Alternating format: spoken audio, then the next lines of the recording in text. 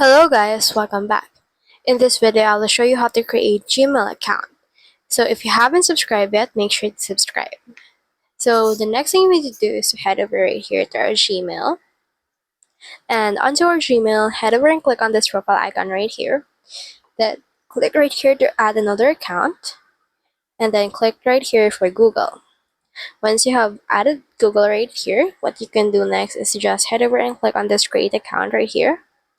Click on this for my personal use or for work or business, whichever one suits you. And then from in there, just head over and then put in here the first name for that. And then from in there, head over and click on this next right here.